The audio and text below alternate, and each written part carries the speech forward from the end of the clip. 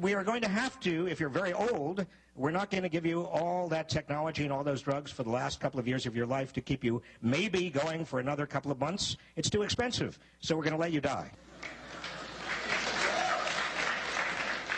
You hear the applause at the end?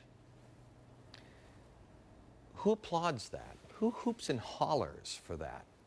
Well, he was speaking to college students.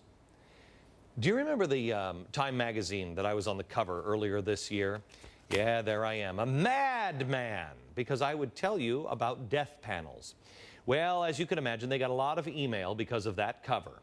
A letter came into the editor. I think they should have done an entire issue based on this letter, and here it is. Let me quote it to you. I had to wait through 8 years of an administration that brought this country to the brink. Frankowski should sit down quietly while the rest of us get to the task of cleaning up Bush's mess. Does this language sound familiar? Besides, this health care debate isn't about those over 30.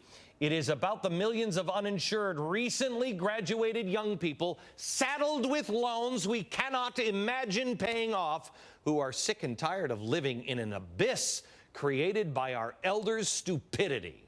Obama would be smart to focus on college towns. Step aside, Grandma. We want health care, and we want it now. That was a letter to the editor. That letter to the editor they should have made a whole magazine issue out of that. It should send a chill down to the core of your being. I know I'm going to get a lot of heat for this, but why stop now? I am convinced that we, including me, you, all of us, we have raised a generation of would-be killers, the me generation, a generation that only cares about me, it's mine.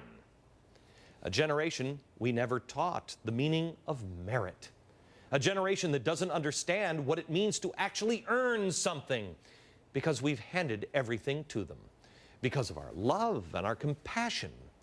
It's what parents do. They were brought up by parents who would not spank them because it was too barbaric. They weren't graded in red pens because it was too frightening. We had to use a purple pen. A generation who got trophies that no matter what place they finished in, it could be last place. They were told, good job, here's a trophy. A generation too busy trying to get noticed on YouTube or Facebook or Twitter to actually accomplish anything of real lasting value or make lasting value relationships. We never expected it of them. We promised them a land of sunshine, lollipops, and rainbows. It's exactly the kind of approach that ends up, quite frankly, in this. Give it a shot. Oh, If you ask me to. together forever till the end of time. How many times have we watched this and said, where are the parents here? Simon Cowell should be thanking God for politically correct parents, but employers definitely aren't. They're not happy. The me generation, this according to the Wall Street Journal, enters the workforce demanding high salaries, corner offices, promotions in the first few months, all while wanting to dress down and work less than 40 hours a week. Why? Because they feel entitled to the promotion. It needs to be handed to them. They are more concerned about what's in it for me than anything else. This is not their fault. This is our fault. It's what we taught them. They don't care what stupid grandma thinks about health care. America, I warn you, radicals will seize this opportunity. They always do. They always go for the young. They go and they blame the problems of the world on old people. Don't trust anyone over 30. You aren't as smart. You aren't as smart, you see, as they are. They know. You don't. Let me give you an example. Here's what Al Gore likes to say to middle and high school students when you aren't there, when he knows someone isn't rolling tape. There are some things about our world that you know that older people don't know. Like what? What? Our schools encourage kids to take the pill without parental consent, you don't need to talk to your folks. Just talk to us.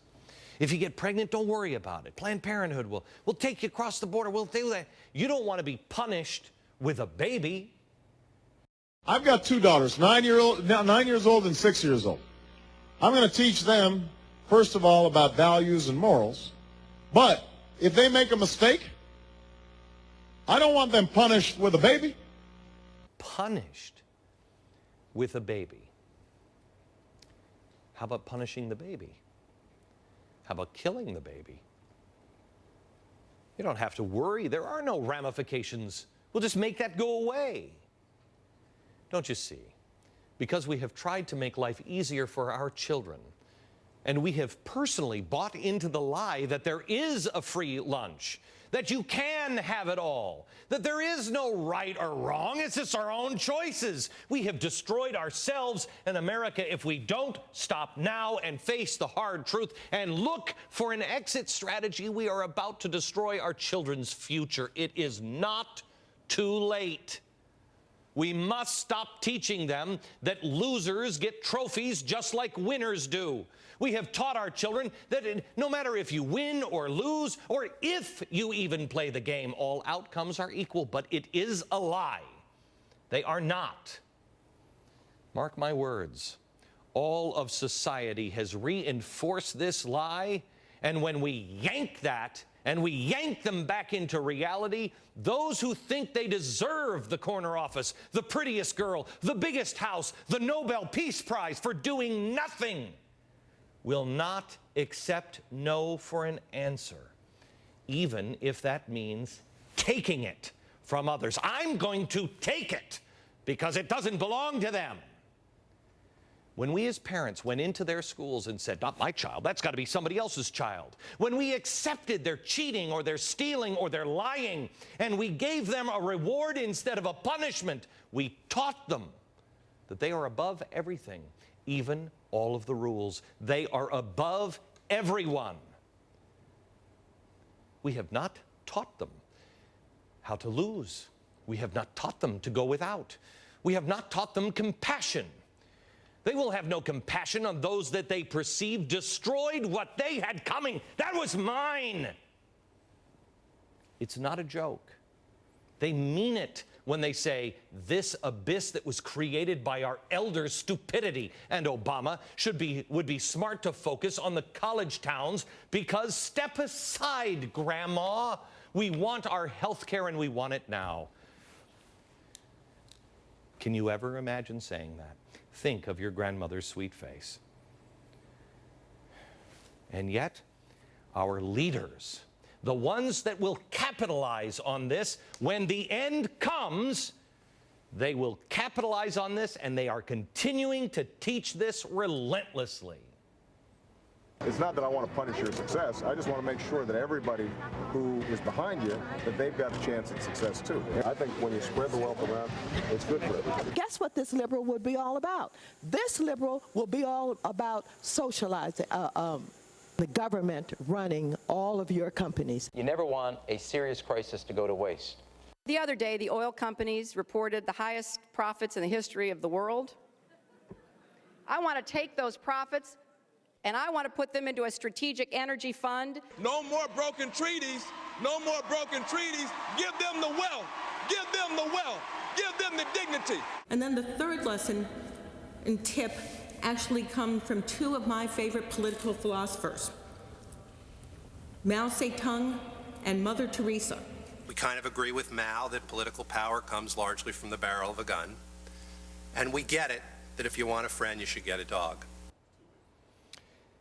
I've been reading that book on Mao I showed you last week.